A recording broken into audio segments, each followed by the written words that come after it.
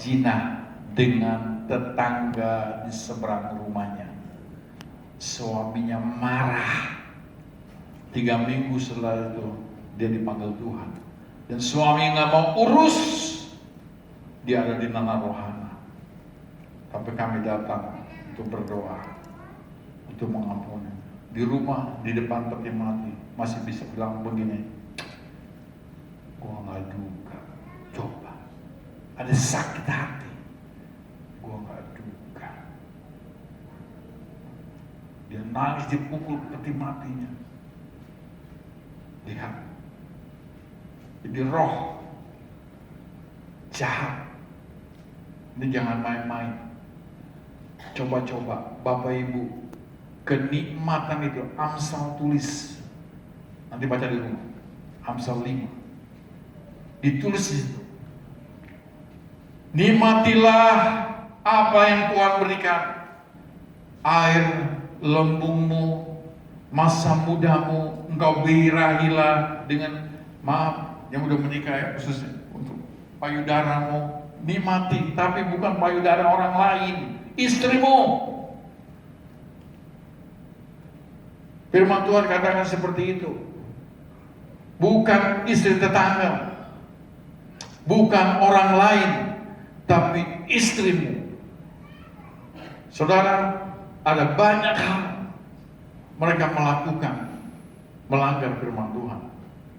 Dan sekarang ini gereja Tuhan, padahal Tuhan sedang persiapkan dalam keadaan bangsa yang seperti ini, kita nggak ngerti. Ini juga terus dengan kebingungan, kekhawatiran dari hidupnya, dari orang tua nggak benar, anak, cucu. Kalau dia seorang penzina, nanti orang akan bilang begini, oh, orang tuanya penzina, kakeknya punya istri 2 tuh. Itu dibawa terus seumur hidup, saudara. Tadi pagi saya ngomong begini, mujizat, kita melihat mujizat itu cuma sekali. Betul? Tapi karakter itu akan dilihat orang sampai pada waktu kita mati atau kita diangkat oleh Tuhan. Itu the karakter. Yang susah saya katakan apa? Karena saya baru melihat ada jemaat kita di GBI Aruna, dia suka kabar siang, umur 92 tahun dipanggil Tuhan. Di koran ditulis 1927, meninggal 2017. Waktu kami satu pesawat kemarin sama istrinya, karena jasadnya harus dibawa ke Jakarta dulu, nggak bisa naik Air Asia, dan itu diurus sangat sulit di Singapura, jadi mesti pakai Garuda, harus mendarat di Jakarta.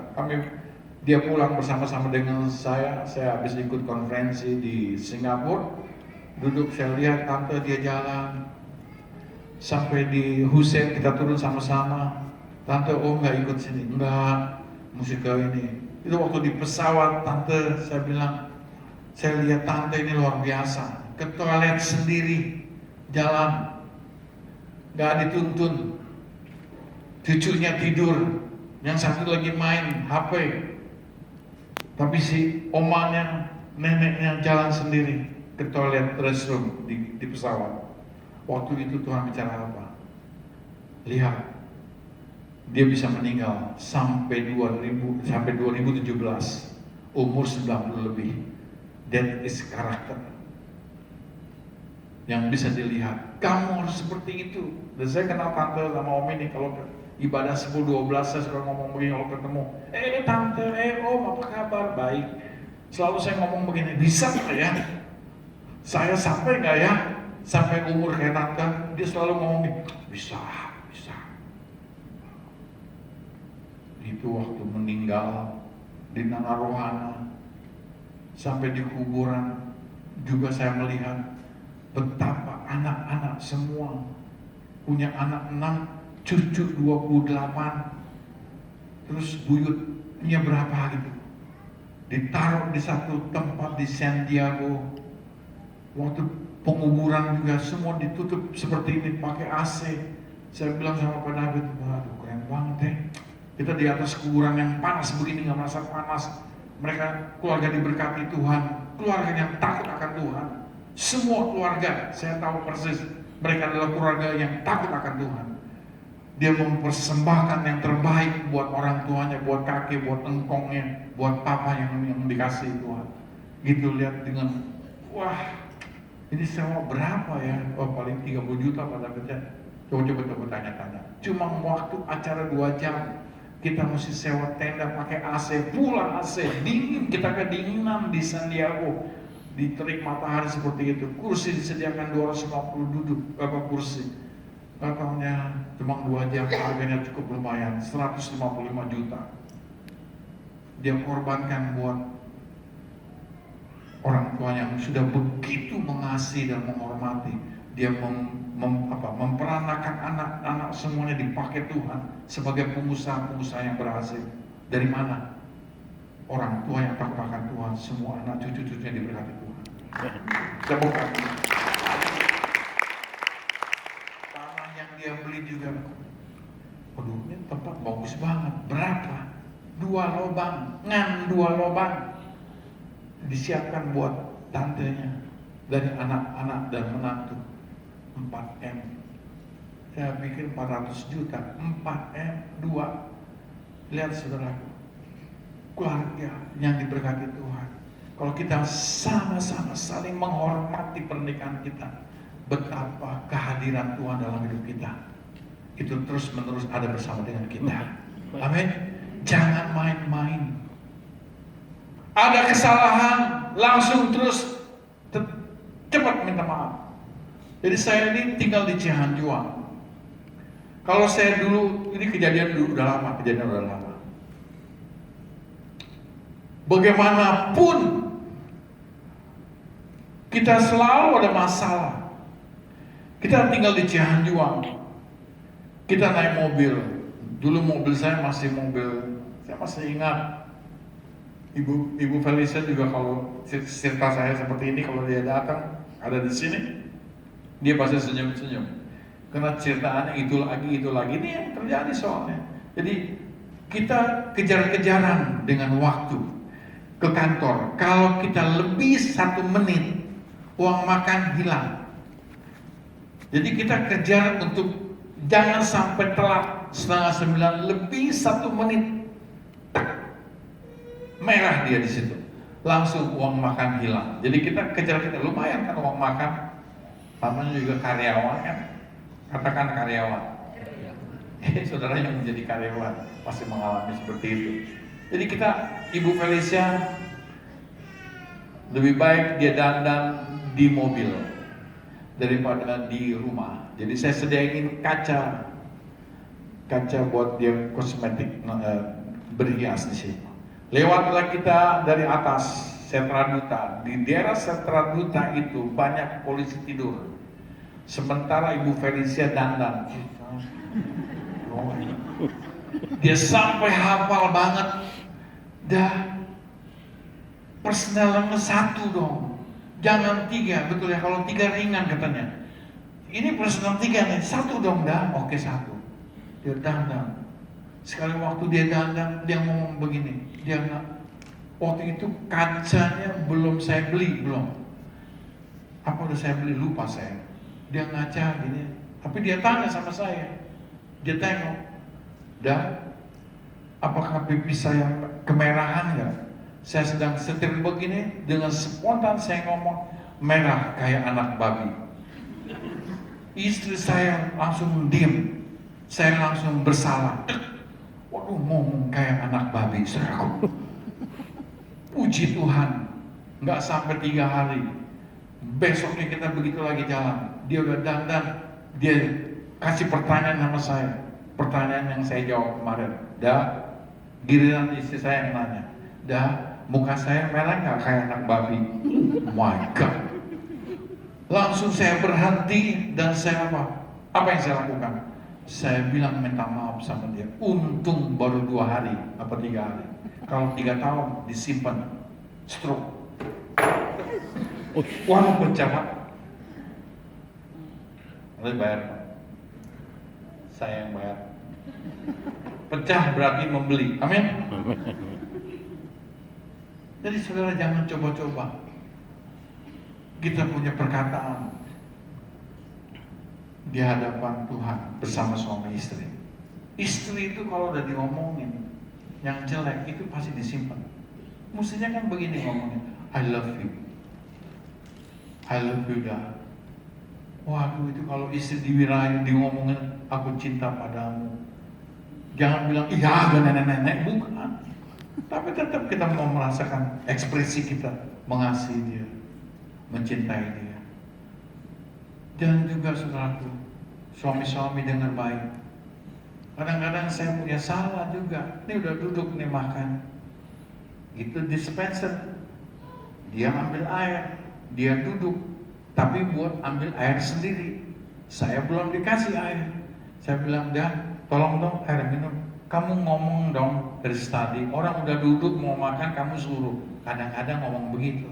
Tapi saya, ya, maafin saya ya, coba. Jangan malu para suami kalau kita minta maaf sama istri. Ada berkat yang luar biasa. Istri semakin sayang kepada kita. Haleluya. Amin, saudara. Nah, kenapa banyak orang bercerai? Kenapa mereka banyak dalam pernikahan bermasalah kecil menjadi besar? Mereka belum paham apa yang Tuhan bikin dalam sebagai pasangan suami istri. Kami berbeda, tapi ada sesuatu di situ dalam perbedaan.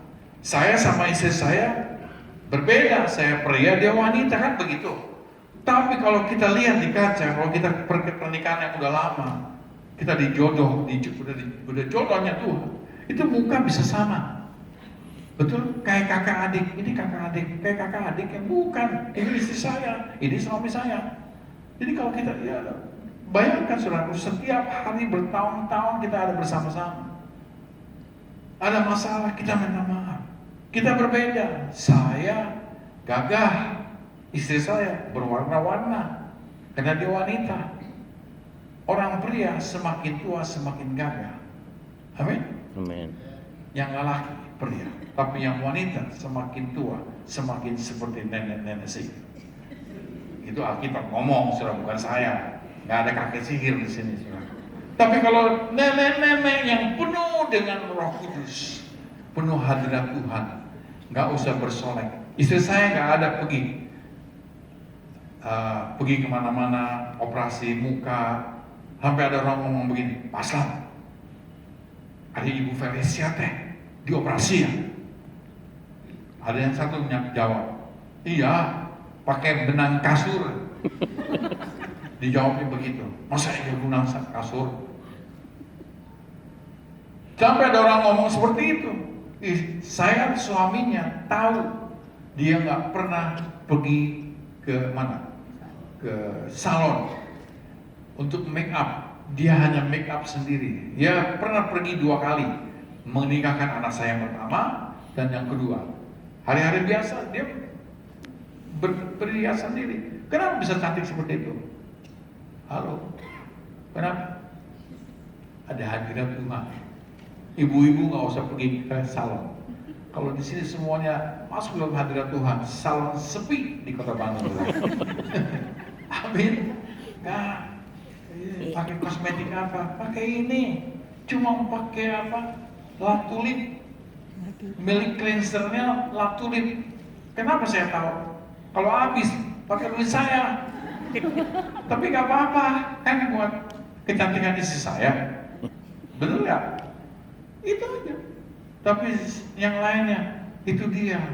Kalau istri yang sabar, penuh dengan rendah hati, suka memberi, mendengar, menolong, membantu. Saudara, istri kita pasti udah dah cantiknya kayak bidadari, saudaraku. Amin. Amin. Ini. Kalau kita nggak ngerti konsepnya Tuhan, di dalam Kejadian pasal yang kedua kita lihat lagi ayat yang terakhir deh. Coba kita buka. Kejadian pasal yang kedua ayat 21. Ya tadi di situ dikatakan kan Ibrani, hendaklah kamu menjaga pernikahanmu. Kita harus mengerti konsepnya Tuhan. Bapak Ibu jangan khawatir kalau punya masalah hari ini dengan khotbah saya. Nanti saya kasih satu vitamin buat Bapak Ibu di dalam Ibrani. Di sini lihat. Kita harus mengerti ini konsepnya. Lalu Tuhan Allah membuat manusia itu tidur, nyenyak. Ketika tidur, Tuhan Allah mengambil salah satu rusuk daripadanya, lalu menutup tempat itu dengan daging. Ayat 22. Dan dari rusuk yang diambil Tuhan Allah dari manusia itu, dibangunnyalah seorang perempuan, lalu dibawanya kepada manusia itu. Saudara, jadi begini, tadi pagi saya ambil satu contoh. Boleh siapa? Boleh atau siapa? Ibu Damai.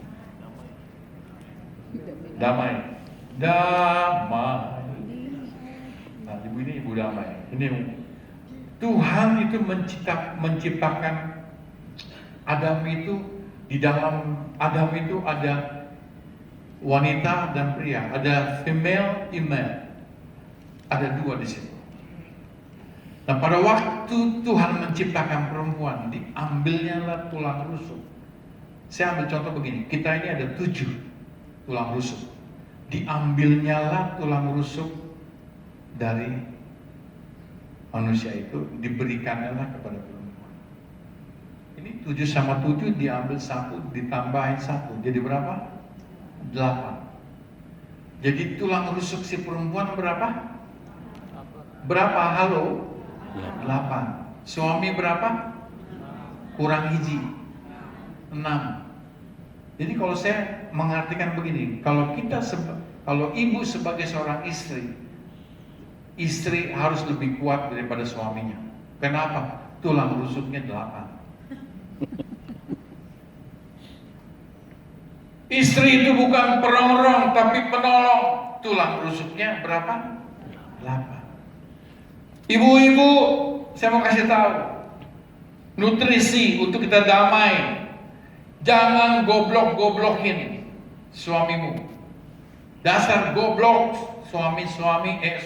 istri-istri ngomong sama suaminya goblok. Hari ini bertobat. Dengar, tulang rusuknya ibu lebih dari 1. Kalau suamimu suka lupa, rada nggak denger, tulalit, karena tulang rusuknya kurang. Saya kalau di rumah senjatanya ini, si papa mah selalu deh, ini udah kasih tahu, iya kan mama kan 8, papa cuma ada 7, mama kan kelebihan tulang rusuknya, gampang aja saudara. Jadi kita harus mengerti ini.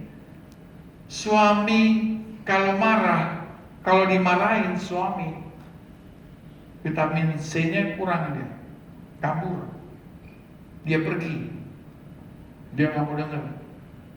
Tapi kalau istri dimarahin sama suaminya, dengar bapak-bapak, wanita itu punya SIM cardnya double SIM card memori.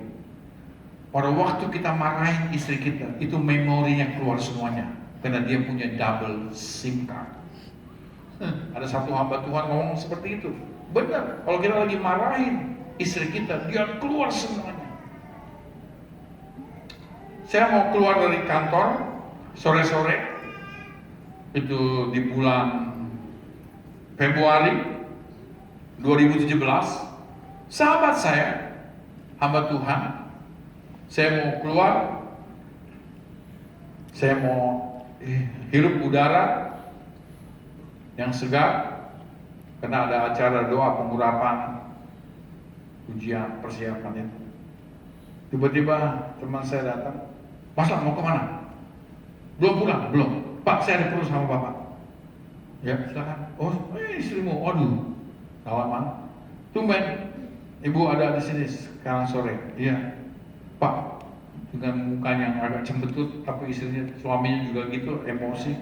Di sini, jangan Pak, saya mau di ruang Pak Aslam. Oke, saya bawa di ruang.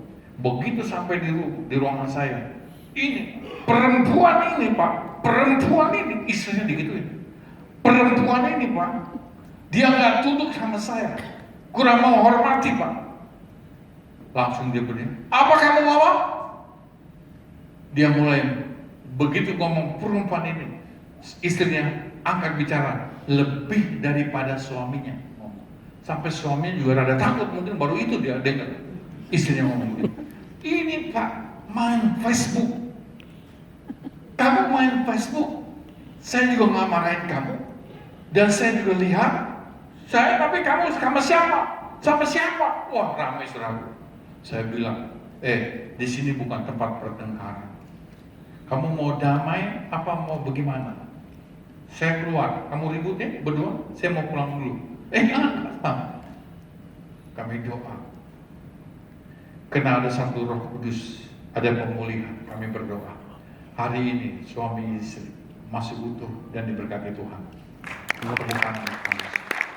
Jadi saudara, bapak ibu, kalau ada masalah, jangan bawa masalah itu yang kecil dibesarkan, tapi yang besar dikecilkan. Amin.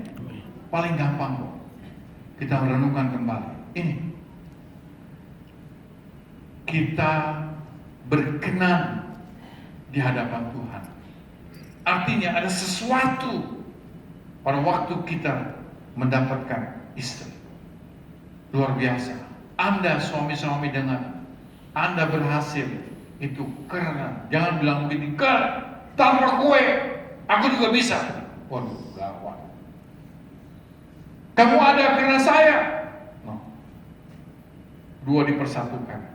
Ada rencana Tuhan luar biasa. Dengar suami-suami. Firman Tuhan katakan, akan diberkatilah orang laki-laki yang takut akan Tuhan. Itu Mazmur 128 ayat 4. Tapi kalau kita sebagai suami udah macam-macam, nafsu duniawi, keinginan-keinginan, hati-hati. Itu tinggal tunggu waktu. Pak, kok dia kalau diberkati, tinggal tunggu waktu. Nanti lihat, tinggal tunggu waktu. Diberkati suami-suami yang takut akan Tuhan, itu pasti diberkati. Dan dibilang, coba buka Mazmur 128 ayat yang keempat, sesungguhnya demikianlah akan diberkati orang laki-laki yang takut akan Tuhan. Ayat selanjutnya, ayat 5, kiranya Tuhan memberkati engkau dari Sion supaya engkau melihat kebahagiaan Yerusalem seumur hidupmu. Ayat 6, dan melihat, nih yang tadi saya ngomong, dan melihat anak-anak dari anak-anakmu damai sejahtera atas Israel. Saudara, kalau kita ini bersahabat, hubungan kita baik dan takut akan Tuhan, kita sebagai suami membawa istri keluarga takut akan Tuhan, kita akan diberkati Tuhan. Pada waktu mentok, ini banyak nih sekarang para pembisnis pada bertiarap katanya, lagi sedang seperti ada sesuatu. Paniku kemarin, ini Tuhan akan terjadi penuaian besar terjadi. Semua dibikin seperti ini. Yang nggak pernah kita lihat dan pikirkan, itu Tuhan sediakan bagi mereka yang mengasihi Dia. Tinggal tunggu tanggal mainnya, saudara. Pada waktu kita mentok, kita minta apa? Pertolongan Tuhan. Kalau kita hidupnya takut akan Tuhan. Coba Mazmur pas ayat yang keduanya, bukan 128 ayat yang kedua. Apabila engkau memakan hasil jerih payat tanganmu. Atau mulai ayat 1 dulu, ayat 1. Nyanyian ziarah, berbahagialah setiap orang yang takut akan Tuhan. Ini judul perikopnya di Alkitab ditulis berkat rumah tangga. Yang hidup menurut jalan yang ditunjukkannya, apabila engkau memakan hasil jerih payah tanganmu, berbahagialah engkau. Nggak sampai di situ. Dan dikatakan, baiklah keadaanmu. Keren kan? Berbahagia dan baik keadaanmu. Kesehatan, keuangan, nggak ada sakit penyakit, keadaannya baik semua. Anak cucu, orang tua diberkati Tuhan. Keadaan baik. Saya tutup dengan satu kesaksian sampai di sini. Ini terbukti bagi orang yang percaya dan takut akan Tuhan. Coba itu saya punya PowerPoint udah nggak tahu di sini udah pernah ditayangkan belum? Keluarga daripada istri saya, namanya Sander. Bisa lampunya dimatiin biar bisa lihat sedikit di situ. Ini ponakan saya. Ini keluarga ini, saya tahu persis. Jangan ngomong-ngomong sama Ibu Felicia ya. Suaminya ini sama saya. Kita semua bilang ngomonglah. Kita suami nggak benar kita. Tapi keluarga ini bertobat. 6 tahun yang lalu, Sander putranya dia sakit lupus. Next, ini maminya, adik Ibu Felicia, cantik ya, tapi cantikan istri saya dong. Sander, dia dibawa ke luar negeri berobat, tidak sembuh.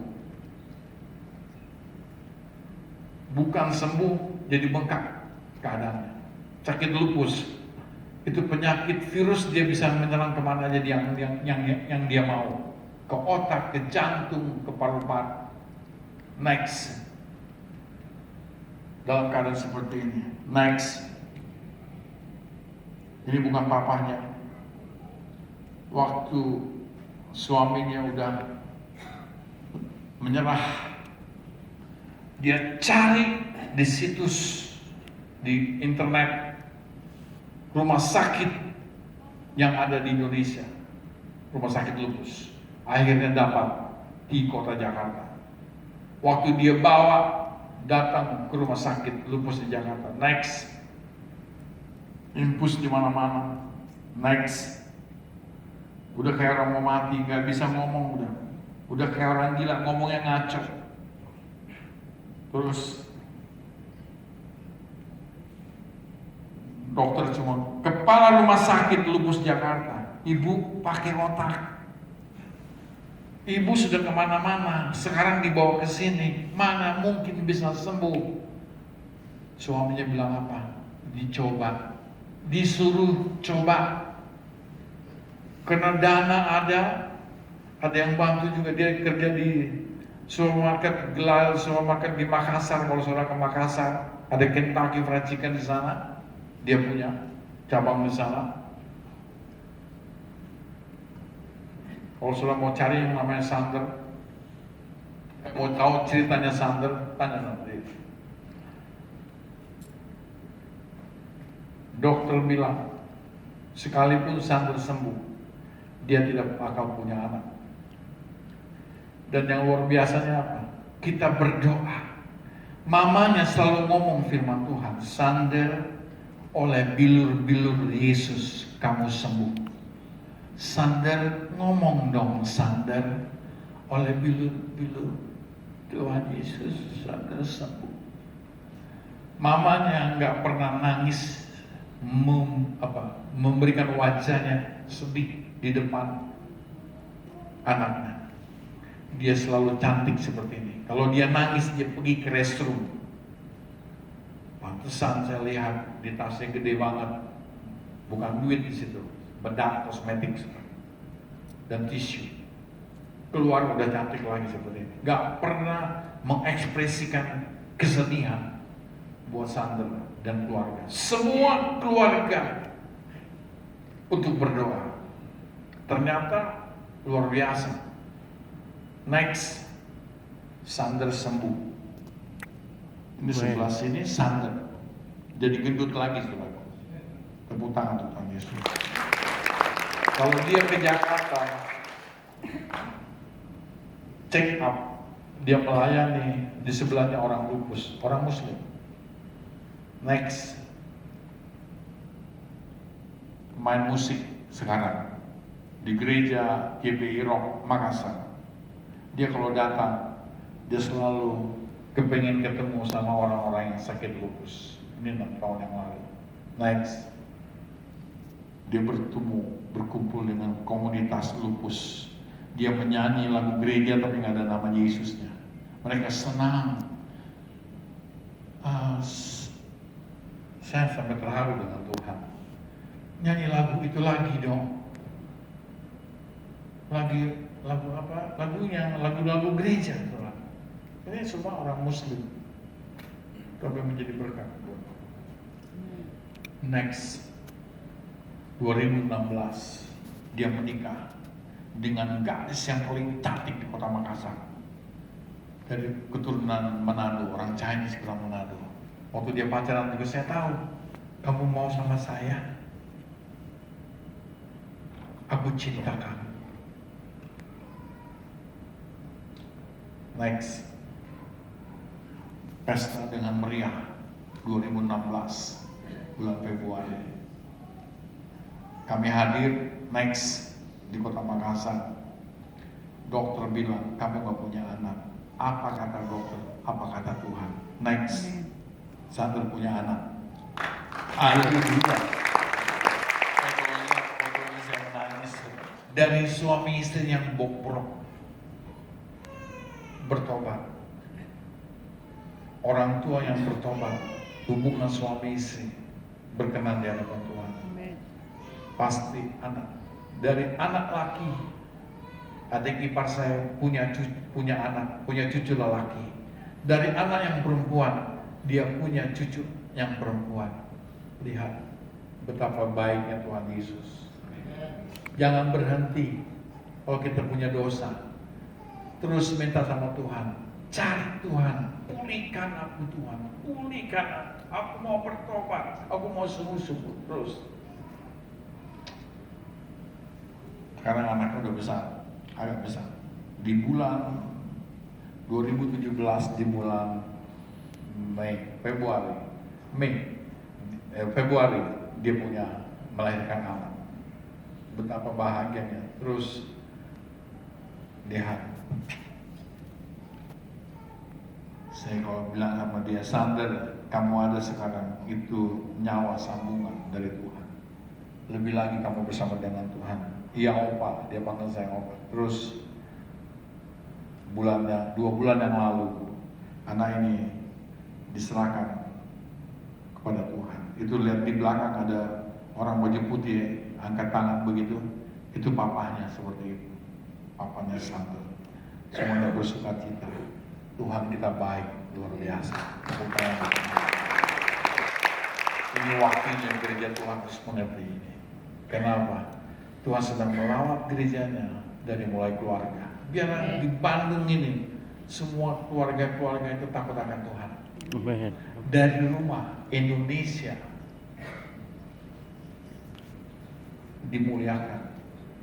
Dari rumah kota Bandung yang bilangnya jorok tapi bersih. Amin. Rahasia di sini saudara. Coba dibuka di dalam Kolose pasal yang ketiga. Hadirkan Roh Kudus dalam hidup saudara. Jadikan kita sebagai manusia baru yang mau katakan amin. Kolose pasal yang ketiga. Ini kuncinya. Hubungan antara di atasnya manusia baru. Karena itu matikanlah dalam dirimu segala sesuatu yang duniawi.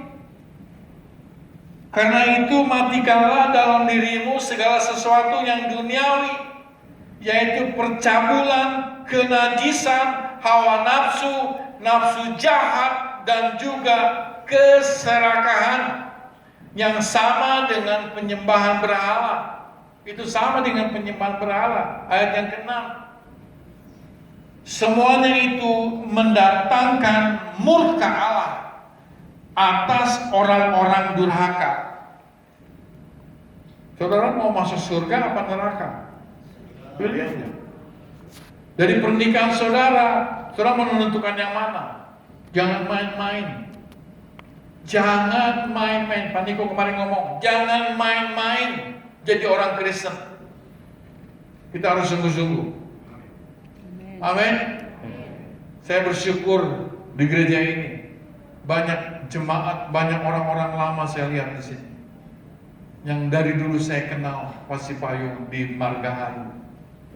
Saya juga pernah tinggal di Margahayu. Di sini ada Ibu Barus, ada Ibu Sitinjak, ada siapa lagi? Ada banyak lagi bagi saya lihat. Mereka orang-orang yang setia ikut Tuhan. Ayo Bu, jangan khawatir. Semua. Tinggal sedikit lagi kita. Saudara yang baru ketemu sama saya, ayo kita sungguh-sungguh. Tinggal sebentar lagi kedatangan Tuhan Yesus. Kita mau masuk surga semuanya. Amen. Ada karakter. Mesti ada karakter Kristus dalam hidup kita. Ayat yang ke-7. Dahulu kamu juga melakukan hal-hal itu ketika kamu hidup di dalamnya. Saudara jujur, kita enggak semuanya orang benar. Semuanya pernah melakukan kesalahan. Amin. Tapi jadikan diri kita jadi manusia baru hari per hari. Minta sama Tuhan. Roh Kudus memampukan kita untuk itu. Perlahan tapi pasti kita menjadi manusia baru. Kalau saudara melihat foto saya yang dulu, anak saya bilang, "Mama ini kok mau kawin sih sama seperti papa yang modelnya kayak tukang parkir." Tapi karena perjalanan kami berdua takut akan Tuhan, ada salah langsung minta maaf. Kita tekun apapun proses yang terjadi. Saudara kan kasih Tuhan, pada waktunya Tuhan akan mengangkat kita. Amin. Saya ini tukang sapu. Gak percaya. Percaya nggak? Percaya nggak percaya harus percaya. Itu Margahayu dulu tuh di Metro ada gelar supermarket tuh di situ. Itu saya udah jadi pimpinan cabang di situ. Kantor saya di Dago. 23 tahun saya kerja sama orang. Tukang sapu, katakan tukang sapu. Tapi jadi tukang sapunya sebentar Pak. Cuma kurang lebih 10 tahun. Cleaning service 23 tahun saya kerja sama orang itu. Sampai sekarang ada lagunya di YouTube, cleaning service. Papa, ada lagu Papa tuh, apa? Itu cleaning service. Papa kan dulu kan cleaning service, dengerin lagunya Pak. Coba anak saya kurang ajar. Kamu dia mau kasih tahu. Dari seperti seorang papa dia diberkati Tuhan. Anak sekarang pengen gampangnya, pengen instan, pengen jadi langsung kerja mau pakai dasi. Aduh, nggak belajar dari bawah, ngepel, dimarahin sama orang, dimaki-maki, dasar bodoh, monyet lu, katanya gitu, macam-macam. Tapi sampai sekarang nggak jadi monyet, malah jadi hamba Tuhan. Amin. Nggak peduli saya, yang penting saya kerja sama kamu. Dari tukang sapu jadi pimpinan cabang, lagi enak-enak di tahun 95 dipanggil Tuhan, bukan Tuhan meninggal, dipanggil Tuhan, ketemu Pak Niko di tenis indoor. Wah, ini dia. Iya Pak, shalom Pak. Bantu Iya, udah jadi diakan. Mbak David, ini hamba Tuhan, pendeta, padahal belum pendeta loh, masih diakan. Bantu, Pak Ramon.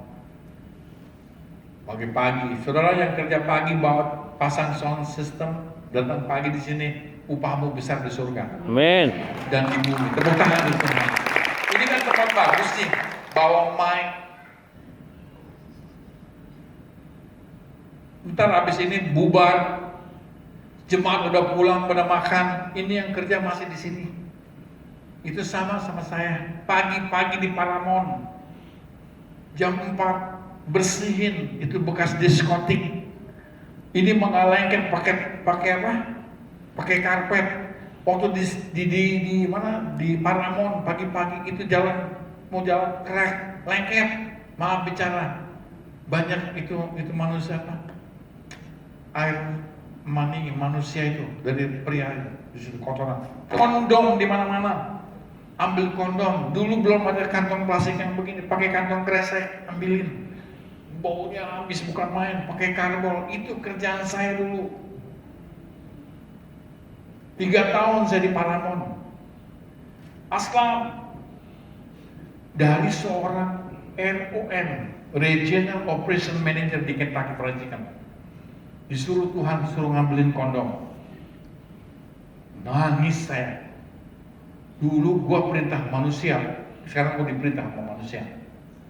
Waduh, saya orang merintah ratusan menit karyawan.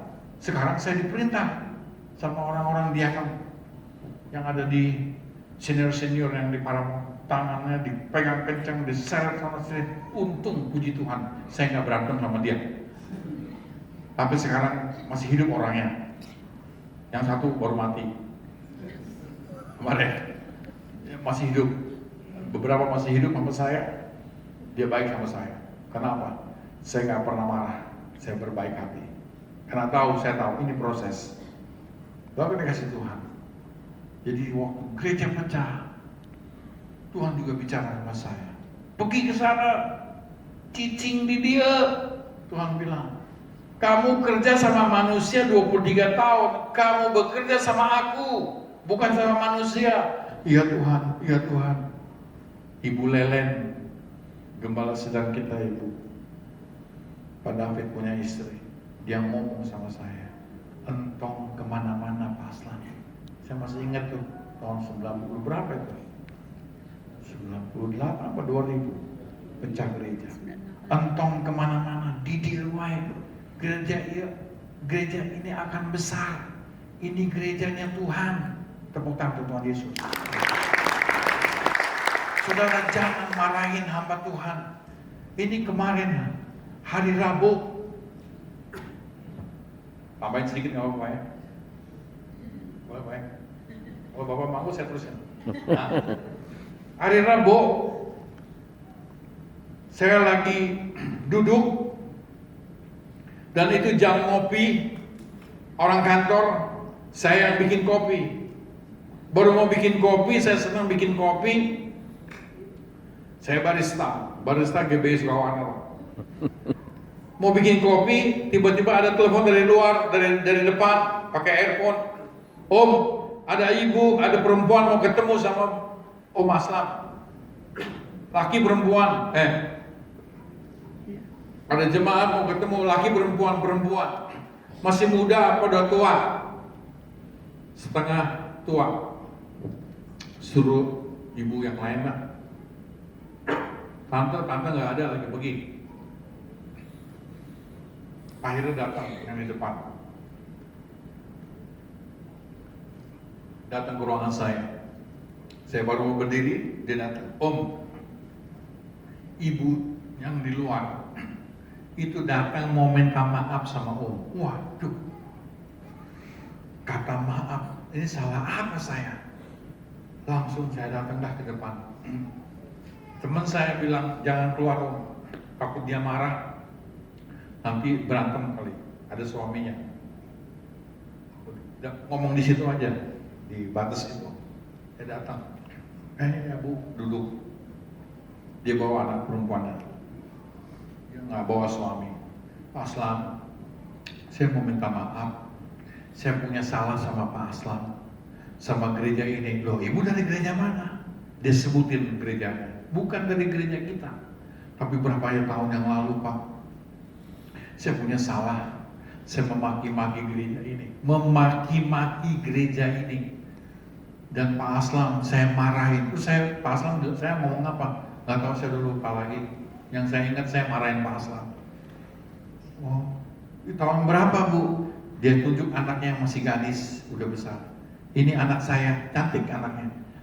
Masih kecil dulu. Hah? Ini berapa tahun ya? Aduh lupa saya berapa tahun. Saudara, ibu itu minta maaf. Saya bilang, ibu, kalau ibu datang ke sini minta maaf, mungkin juga saya salah. Gereja ini juga salah. Gereja ini juga minta maaf sama ibu. Mungkin ibu tersinggung. Enggak. Gereja ini enggak salah. Saya yang salah. Saya minta maaf. Waktu saya berdoa atau apa, ibu, surga terbuka buat ibu. Kenapa? Pengampunan yang luar biasa. Jangan berbuat salah. Ini gerejanya Tuhan, bukan gerejanya Pak Sipayung, bukan gerejanya Surudi, bukan gerejanya Pak David, bukan Pak Niko. Ini gerejanya Tuhan. Amin. Haleluya. Jadi kita di sini gereja bertumbuh juga dari kita, keluarga, pasangan, suami istri, dari rumah.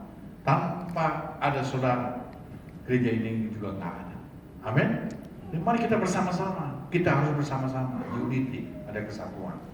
Tuhan Yesus memberkati. Saya undang main musik.